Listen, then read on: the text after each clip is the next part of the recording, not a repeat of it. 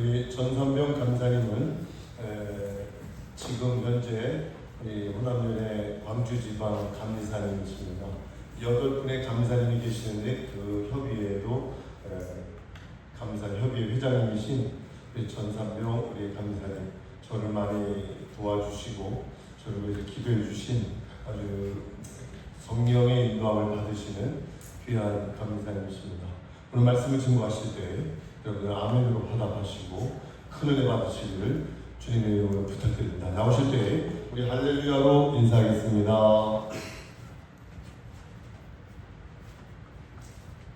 할렐루야!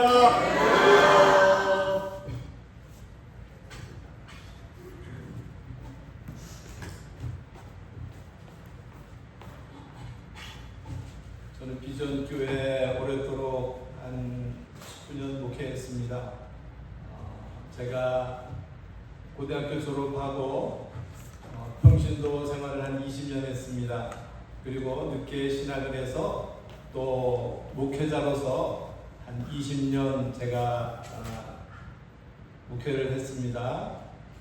그러다 보니까 평신도 마음도 제가 참 잘 헤아리고 또 목회자들 마음도 이제 한 20년 목회해 보니까 또 나름대로 많이 또 헤아리고 있고 그래서 어쩌다 보니까 감리사까지 되어가지고 어쨌든 평신도 또 여러분들과 또 목회자 여러분들을 제가 중간에 가교 역할도 하면서 그렇게 잘 지내왔습니다.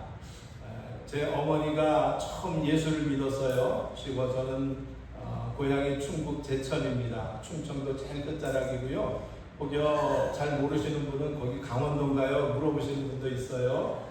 제천은 충청북도에서 제일 끝쪽에 위에 있고요. 저희 어머니가 이제 영월에서 아주 산골짜기 시골에서 살다가 처음 시집을 오셔서 이제 분가를 해서 나온 데가 그나마 조금 도해지라고 제천으로 나와서 생활을 하게 됐습니다. 그런데 거기 제천 제일교회가 있었는데요. 어떤 권사님이 우리 어머니를 전도를 해가지고 우리 어머니가 교회를 다니게 되었습니다. 그런데 우리 할머니, 할아버지 또 우리 어르신들은 양가 다 우상 덩어리였습니다. 우상 섬기고 가까이에 우상 섬기는 그런 사람들, 무당들도 있고요. 그런 분들이 가까이 있어가지고 우리 어머니가 처음 예수 믿고 나서 많이 핍박을 받았습니다. 집안에 조금이라도 우환이 생기면 너가 예수 믿어서 그래. 그래가지고 굿하는데 오라고 추리오기도 하고 그런데 어느 날인가 우리 어머니가 갑자기 병이 들었습니다. 쓸개가 곪아가지고요. 그래서 병원에 입원하게 됐는데 옛날에는 병원 간다는 것이 그렇게 쉽지 않았잖아요. 치료비도 많이 나왔고 의료보험이 없던 시절이라. 그래서 우리 가족들은 우리 어머니가 돌아가시는 줄 알았어요. 늦지막히 그래도 병원은 가야 되지 않겠냐. 그래서 병원을 가서 수술을 하고 입원을 하고 있는데 아니 생활하는 것도 힘든데 병원비까지 너무 부담이 되잖아요. 그런데 웬일입니까? 그 제천 제일교회 담임 목사님이 신방을 오시면 그 다음 날은 부목사님이 또 신방을 오시고 그 다음 날은 장로님들이 오시고 또 그 다음 날은 속장님이 오시고 권사님이 오시고 그러다 보니까 매일매일 병원에 한 달 정도 입원해 계시는데 끊이지 않고 교회 분들이 오시는 거예요. 그리고 오실 때마다 저는 그때 어렸는데 초등학교 1학년 때였던 것 같은데요. 병원에 가면 항상 그 황도 그 캔으로 된 복숭아 간수매라고 그러죠. 통조림이 있어요. 저는 그거 먹는 재미로 병원에 자주 들렀습니다. 그런데 퇴원할 때쯤 돼가지고 교회에서 이 집이 병원비도 없답니다. 그러니까 교회에서 헌금을 해가지고 병원비도 마련해 오시고 또 아이들 집에 두고 왔으니 아이들 먹을 것 음식도 챙겨주시고 그래서 이 광경을 우리 할머니가 와서 그 병 간호를 하면서 처음부터 끝까지 다 보신 거예요. 우리 할머니한테 궁금증이 있었는 모양이에요. 야, 예수 믿는다는 게 이렇게 좋은 건가? 그래가지고 우리 할머니가 우리 하나님이 그러셨겠죠. 성령님이 그 마음을 움직이셨겠죠. 우리 할아버지가 이제 퇴원하신다 그러니까 체면 치레하느라고 문병을 오셨는데 우리 할아버지한테 우리 할머니가 말씀을 하셔요. 여보, 당신이 병원에 있으면 당신 술 친구들밖에 없잖아. 누가 오겠어? 아유, 보니까 교회 다니시는 분들이 얼마나 대단한지 먹을 것, 지금 병원비까지 다 챙겨오시고, 아유, 얼마나 내가 마음이 기뻤는지 몰라. 우리 할아버지가요, 예수 예자도 듣지 못하고 전도도 받지 못했는데 그날 우리 할머니가 하신 말씀이 마음속에 콕 박힌 모양이에요. 우리 하나님이 그렇게 하신 줄로 믿습니다. 이 말씀을 듣고 우리 어머니가 퇴원하자마자 우리 할아버지께서 집안 가족들을 다 불렀습니다. 그래서 이번 주부터는 우리가 다 교회로 나갈 것이다. 다 나를 따라오너라. 그래가지고 그날부터 우리 온 가족이, 우리 가족이 많아요. 저희 그때만 해도 저희가 우리 형제가 4명이라 6식구, 우리 큰 댁에도 6식구, 작은 댁에 8식구, 우리 고모네 집에 뭐 6식구 해가지고 그때 총 나가는 인원이 30명이 교회를 나가게 되었습니다.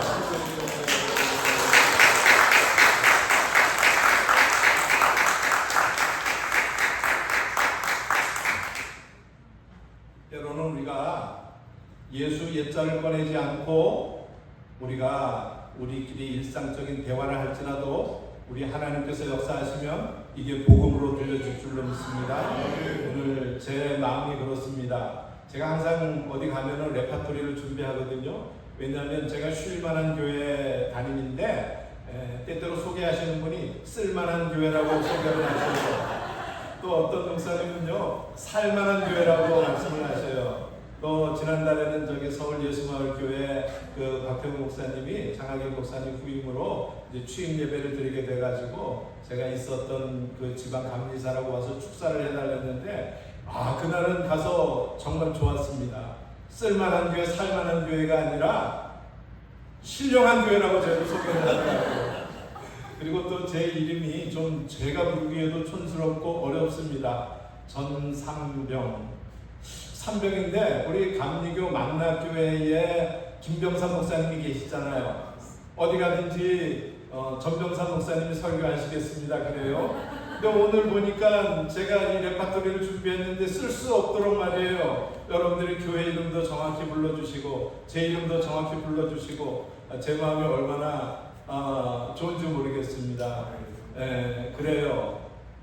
우리 하나님께서는 우리의 어떤 모습이든지 기뻐 받아주시고 우리가 믿음 안에서 우리가 은혜의 삶을 살기로 감당하고 우리가 믿음으로 결정하고 나가면 하나님이 일하시는 줄로 믿습니다. 제 가정이 그렇게 예수 믿게 된 내력을 말씀을 드렸고요. 저희 어머니가 제가 이제 늦게 신학을 해서 목사 안수 받기 바로 전이었는데 편찮으셔가지고 1년 반을 누워서 생활을 하셨어요. 그래서 제 아내가 대소변 다 받아내고 그러고 이제 저희가 모셨던 목사님도 감독님이셨습니다. 그때 오후 예배를 마치고 우리 어머니가 하도 힘들어 하셔가지고 우리 이제 담임 목사님께 말씀을 드렸죠. 우리 어머니가 엄청 힘들어 하시는데 좀 오늘 한번 신방 좀 와주십시오. 그날 와서 보셨더니 그때 우리 시골 교회가 한 400명 정도 모이는 교회였는데요. 그 중에 300명 정도가 60세 이상 되는 분이셔요. 그러니까 75세 이상 되면은 뭐 어버이날 끼지도 못합니다. 그 정도로 많이 노령화된 교회예요. 그러다 보니까 감독님이 다 보시면 아시거든요. 장례를 많이 치러가지고. 그랬더니 그날 오셔서 보시고 오늘 밤 넘기기 힘들 것 같아. 얼른 장례 준비하는 게 좋겠어. 전도사였던 저에게 그렇게 말씀하시는 거예요. 그래서 이제 가족들에게, 형제들에게 다 연락을 했죠. 그래서 그날 저녁에 다 모여가지고 어머니 돌아가시면 당신은 뭐 비석 만들고 누가 묘를 갖다가 잘 준비하고 뭐하고 다 우리 형제들이 다 이제 작전을 다 짰지 않습니까? 그런데 웬일입니까? 그날 밤에 제 동생도 감리교 목사인데요. 제 동생하고 저하고 번갈아가면서 밤새 이제 임종을 지키려고 우리 어머니 좋아하는 찬송을 부르면서 기다렸는데 우리 어머님이 돌아가시질 않는 거예요. 그래서 우리 막내가 나이가 좀 저보다 많이 적거든요. 그래서 그 막내가 그래도 집에서 돌아가시는 거 기다리면 어떡해요? 병원 가서 돌아가시더라도 병원 가야죠. 병원 가서 돌아가시게 해야죠. 그래가지고 제 동생이 새벽녘에 119를 불러가지고 병원을 모시고 갔습니다. 그런데 우리 어머니는 혼수 상태여서 깨어나지 못하시는 거예요. 그러고 한 3, 4일 만에 깨어났는데 병원에서는 의사도 다 집으로 돌아가시라고, 여기서 죽는 거 기다리나 집에 가서 기다리나 똑같으니까 모시고 가시라고. 그래서 가망 없다고 이제 판정을 받았는데 한 3, 4일 있다가 깨어나셨어요. 깨어나셨는데 우리 어머님이 하시는 말씀이 꿈속에 내가 세마포 입은 예수님을 만나서 근데 예수님이 나를 꼭 품어주시면서 다시 가서 기도해야 돼. 그런 기도의 사명을 주시더라는 거예요. 그 길로 우리 어머니가 이제 조금씩 회복이 되어가지고 침상 끝을 붙들고 일어서는 연습, 혼자 기어다니면서 화장실 가는 연습 해가지고 거의 한 반년 만에 다시 일어나게 되었습니다. 그러고 나서 제 어머니께 제가 물었습니다.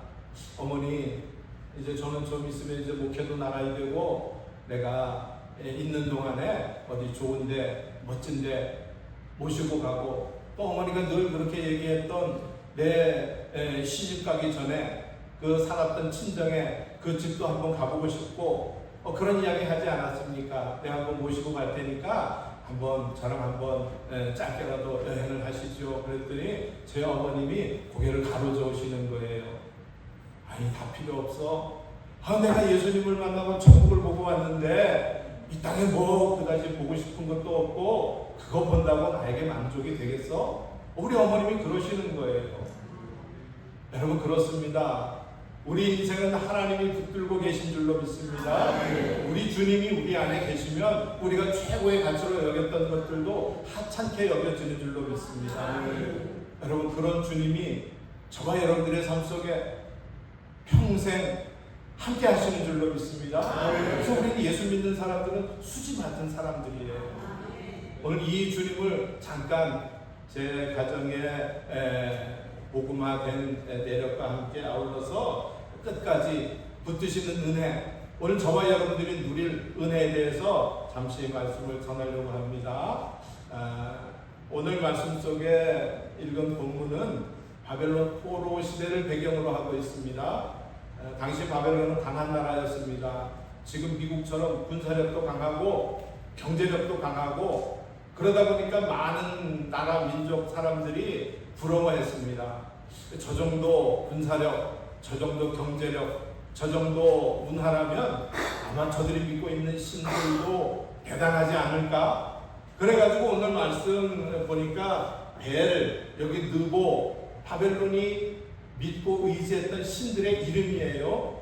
그들이 그것들을 의지하고 큰 나라를 세운 것처럼 사람들이 그렇게 생각을 했는데 오늘 이 말씀을 통해서 그들이 믿고 의지했던 우상의 실체가 어떠한가를 적나라하게 보여주고 있습니다. 오늘 말씀 보니까 우상과 우상들이 짐승과 또 가축들 위해서 실려서 끌려간다는 거예요. 사람들이 우상을 섬긴다고 하잖아요. 근데 사실은 사람이 우상을 섬기는 것이 아니라 여기 사람이 우상을 메고 다녔다는 거예요. 스스로 움직이지도 못하고 사람 손이 없으면 서지도 못하고 결국 우상은 사람을 살리는 존재가 아니라 사람에게 복을 주는 존재가 아니라 사람에게 짐이 되는 존재였던 것을 오늘 본문 말씀을 통해서 볼 수가 있습니다. 그런데 여러분, 하나님은 전혀 다르십니다. 우상은 사람들이 떠매고 배내야 하지만 우리 하나님은 자기 백성을 친히 업고 가시는 분이라고 오늘 성경 말씀은 우리에게 분명히 증거하고 있습니다. 저희 할머니를 우리 하나님이 업고 가셨고요. 저희 어머니를 우리 하나님께서 업고 가셨고 그 많은 우상들 떠받치고 살다가 이제 그것이 역전이 되어서 하나님이 우리 온 가족을 품고 우리를 그렇게 사랑하고 인도해 주시는 줄로 믿습니다. 우리가 믿는 하나님이 그런 하나님이라는 거예요. 우리는 우상을 섬기는 것이 아니잖아요. 우리 하나님은 우리를 품고 다니시고 안고 다니신다는 사실입니다.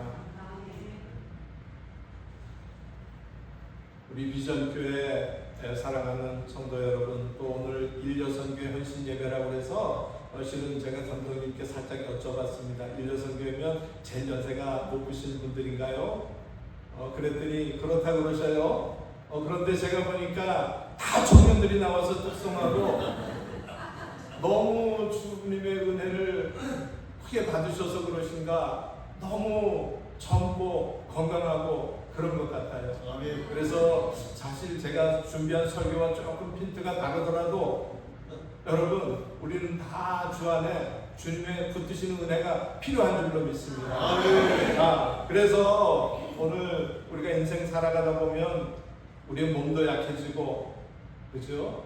우리의 마음도 지칠 때가 있습니다. 좀 우리가 젊었을 때는 자신감도 있고 건강이 있어서 그런지 몰라도 매사가 내 힘으로 다 되어질 것 같은 그런 생각들을 합니다.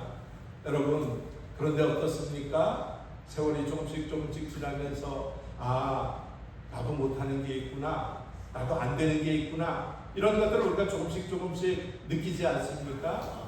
이게 시간이 점점 지나가서 나이가 들면 들수록 이런 마음들이 우리 속에 더 생기는 것 같아요. 여러분, 그래요. 우리는 한계가 올 때가 있고요, 또 우리의 환경이 변화되어질 때가 있을 것입니다. 그럼에도 불구하고 하나님의 사랑은 변치 않는 줄로 믿습니다. 하나님은 저희 가정에 복음이 흘러 들어오게 하시고, 그래서 일마다 때마다 지금까지 은혜를 베풀어 주셨습니다. 특별히 하나님이 끝까지 붙드시는 은혜가 우리 가정 가운데 있어서, 우리 형제가 3명인데 우리 형님은 장로교회 장로가 되었고요, 형님이 원래 목회하기로 서원을 했는데 목회를 안 하고 가족이 하도 어렵고 가정이 그래서 가정을 세워보겠다고 세상 일을 하고 돈 많이 벌어서 가정 세우겠다고 나갔더니 우리 형님의 고백이 그래요. 우리 동생들 둘 다 하나님이 목회자로 데려가신 것 같아. 그런 고백을 해요. 여러분, 그래요. 하나님께서 끝까지 우리를 붙드시는 은혜가 있어서 우리의 목회 현장에서, 우리 가족들, 우리의 삶의 현장에서 하나님의 사랑을 느끼고, 그래서 우리가 넘어질지라도 다시금 일어설 수 있는 그런 용기가 생기고, 그런 은혜가 우리 가운데 있는 줄로 믿습니다. 마찬가지인 줄로 믿습니다. 하나님께서는 노년에도 우리를 버리지 아니하신다는 사실입니다. 오늘 4절 말씀을 읽으면 읽을수록 엄청 따뜻한 말씀이에요. 너희가 노년에 이르기까지 내가 그리하겠고 백발이 되기까지 내가 너희를 품을 것이라. 여러분, 세상은 젊음과 능력을 엄청 중요시 여깁니다. 그래서 나이가 들면 점점 뒤로 물러나게 되는 것이고요, 이것 때문에 외로움을 느낄 때도 있습니다. 몸도 예전 같지 않고 기억력도 예전 같지 않고 사람들에게 잊혀지지는 않을까, 그런 마음속에 조바심도 오고, 이게 때때로 또 교회 안에서 다른 성도들과의 그런 관계 속에서 서운한 생각이 들 때도 있는 것이 사실이고요. 그러다 보면 어떻습니까? 나는 이제 별로 쓸모없는 존재인가? 여러분, 이런 생각도 들 때가 있다는 거예요. 아니, 연약해진 내가 그런 생각을 하거나 다른 사람 누군가가 그런 말을 할 수도 있지요. 그런데 마귀사단은요, 우리 귀에다 대고, 야, 너희 그렇게 나이 많아가지고 뭘 한다고 그래? 뭘 잘났다고 그래? 이제는 좀 뒤로 빠지고 물러나야지. 젊은 사람들이 일할 수 있도록 자리도 내어줘야지. 그럼 마귀사단이 우리의 귀에 자꾸 속삭인다는 거예요. 오늘 그런데 하나님은 뭐라고 말씀하십니까? 내가 여전히 백발이 다 된 너를 품고 있다. 오늘 그렇게 말씀합니다. 여러분, 우리 연약함 때문에 우리 스스로 낙심할 수 있고, 또 우리가 비교적으로 내가 나이가 들어간다는 것 때문에 혹시 젊은 사람들한테 피해가 되지는 않을까, 짐이 되지 않을까, 우리 스스로 마음이 그렇게 약해질 수도 있다는 거예요. 그런데 오늘 하나님의 말씀은요, 여전히 백발이 다 되었지만 나는 너를 품고 있다는 말씀이에요. 여러분, 사람은 우리를 떠날 수가 있습니다. 우리가 나이 들었다고 혹여 우리를 갈시할 수 있습니다. 근데 하나님은 그러지 아니하신다는 사실입니다. 시편 기자는 이렇게 고백을 합니다. 내 부모는 나를 버렸으나 여호와는 나를 영접하시리이다. 우리 사람의 사랑은 한계가 있습니다. 저도 그랬어요. 좀 신학을 하려고 늦지막히 작정을 하고, 아이들이 제가 좀 많아요. 그때만 해도 넷을 낳았거든요. 아이들이 이제 막내가 태어나서 한 100일 정도 지났는데 제가 이제 신학을 하기로 결심을 했어요. 그래서 우리 아이들을 다 흥부처럼 말이죠. 우리 부모님 계신 데다가 다 데리고 들어갔어요. 아이들 좀 돌봐주십시오. 아내는 돈 벌러 나갈 것이고 저는 이제 신학을 하러 공부하러 갈 겁니다. 그랬더니 우리 어머니 말씀이요. 내가 왜 너를 길러준 것만 해도 큰일 했는데 너가 난 아들까지 애기들까지 왜가 내 또 걔들 또 내가 돌보고 길러줘야 되냐. 나는 못해. 그 말씀에 제 마음이 엄청 상처를 받았어요. 그래서 제가 목회 나가기 전까지 이 상처 때문에요, 우리 어머니하고 관계가 많이 좋지 않았거든요. 물론 이제 우리 어머니가 돌아가시기 전에 돌아가실 뻔 하면서 이제 꿈속에서 예수님 만난 이야기, 그리고 저한테 유언하는 이야기, 그런 이야기를 들으면서 마음의 상처가 많이 씻어지기는 했지만 말이에요. 여러분, 사람도 내가 의지하고 살았던 부모도 여러분 내가 실망할 때가 있다는 거예요. 그런데 하나님은 절대 우리를 버리지 아니하신다는 사실이에요. 끝까지 노년이 될 때까지 우리를 품고 안아주시는 분이시라는 거예요. 우리 사랑하는 일려선교회 여러분들이 이런 하나님의 붙드시는 은혜가 날마다 계속되어지기를 주님의 이름으로 축복합니다. 성경 말씀을 보면 노년의 사람들을 하나님이 아주 귀하게 사용하셨어요. 아브라함도 노년의 믿음의 조상이 되었죠. 모세도 80세에 하나님의 부르심을 입게 되었지요. 이렇게 사람들은 겉으로 볼 때 백발이 성성하고 얼굴에 주름이 지고 그러면 늙었다고 이야기하지만 여러분, 하나님은 아직 끝나지 않았다고 말씀하셔요. 그렇기 때문에 나이가 들어간다는 것이 점점 쇠퇴해지고 약해지는 것이 아니라 점점 더 믿음으로 연결어가는 복된 시간인 줄로 믿습니다. 오직 여호와를 낭만하는 자는 새 힘을 얻으리니. 여러분, 하나님이 주시는 새 힘을 받아 누리는 여러분들이 되기를 주님의 이름으로 축복합니다. 저희 어머니가 지금도 그래요. 아침 4시 정도만 되면 일어나가지고 우리 형제 또 손주까지 손녀까지 이름 다 한 사람 불러가면서 기도를 해요. 때로는 우리가 가끔 집에 가면 휴가잖아요. 목회자는 하루 이제 집에 가서 고향 가서 쉬었다 와야 되는데 제가 새벽 예배 나갈 수도 없고 집에서 어머니가 기도하시는데 우리 어머니 기도가 저한테 설교의 말씀처럼 들리고 저한테 막 힘이 되고 은혜가 되는 것을 느낍니다. 몸으로는 그래요. 좀 피곤한데 어머니 좀 조용히 오늘은 좀 기도하시고 그랬으면 좋겠는데 그런데 육신으로는 피곤한 것 같아도 그 기도 소리를 들으면서 얼마나 영적으로 힘이 생겨지는지 몰라요. 여러분, 저는 확신합니다. 우리 선교회 어르신들이 기도하잖아요. 여러분, 이 기도하는 것이 큰 은혜의 수단인 줄로 믿습니다. 여러분들의 기도를 통해서 여러분들의 사랑하는 자녀가 영적인 힘을 얻게 될 줄로 믿습니다. 여러분들이 기도하는 것 때문에요, 감독님이 엄청 힘을 얻을 줄로 믿습니다.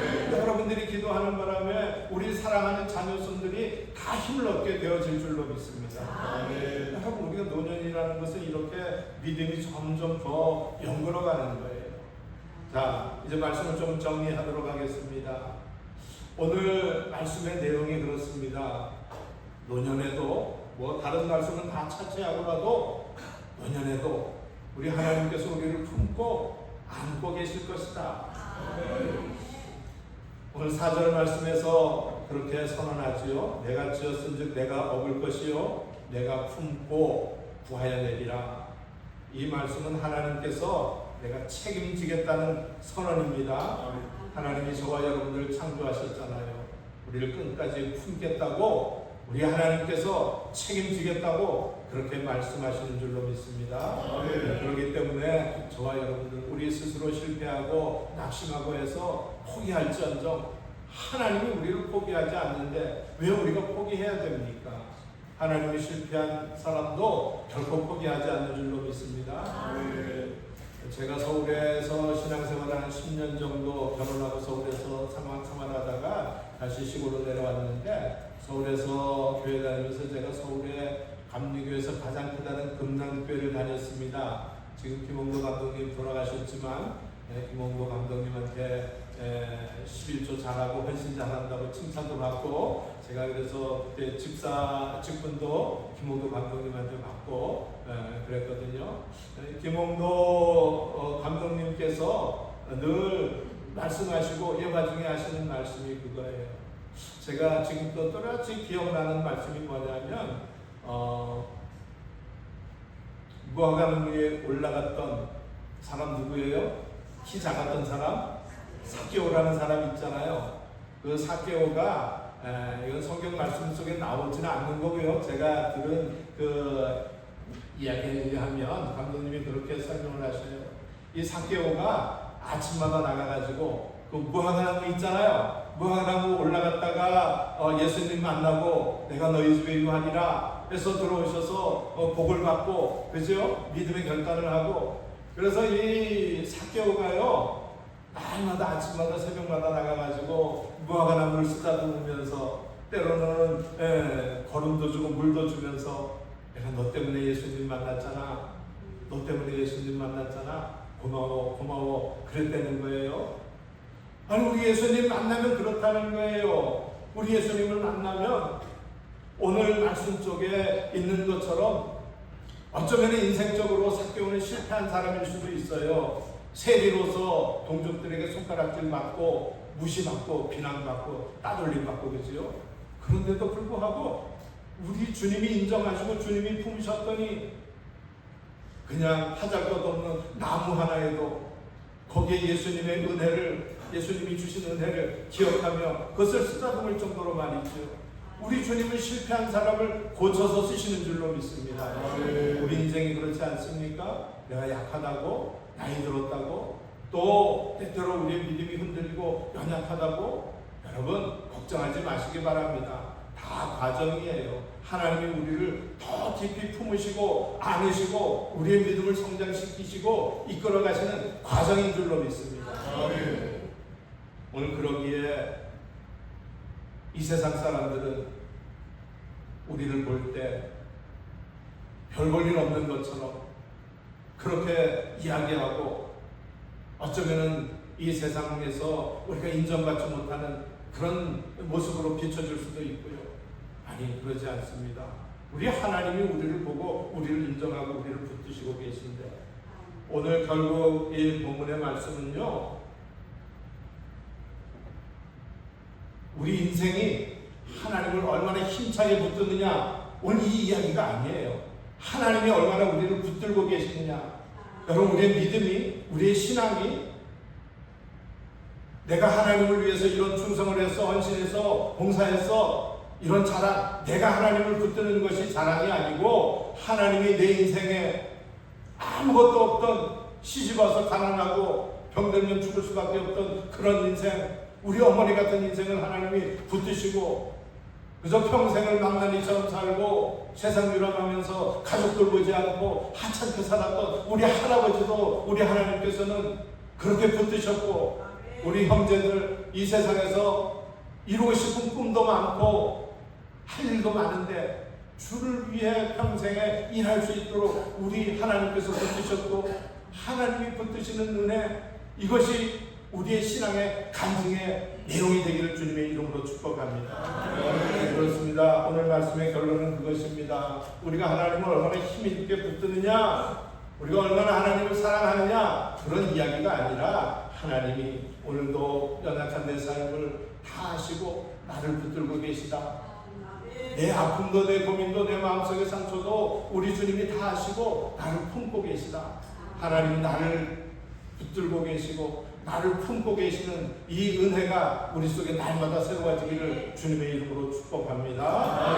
시편 48편 14절입니다. 하나님은 영원히 우리 하나님이시니 그가 우리를 죽을 때까지 인도하시리로다. 하나님은 중간에 손을 놓지 않으십니다. 시작하신 은혜를 끝까지 붙드시는 줄로 믿습니다. 또 뿐만이 아닙니다. 우리 인생은 하나님의 손 안에 있습니다. 태어날 때도 붙드셨고 우리가 성장하면서도 하나님의 손에 우리가 붙들려 있었고 젊은 날에도 함께 하셨고 노년에도 우리를 품어주시고 마지막 순간까지 책임져 주시는 분이 우리 하나님이신 줄로 믿습니다. 그러므로 두려워하지 마십시오.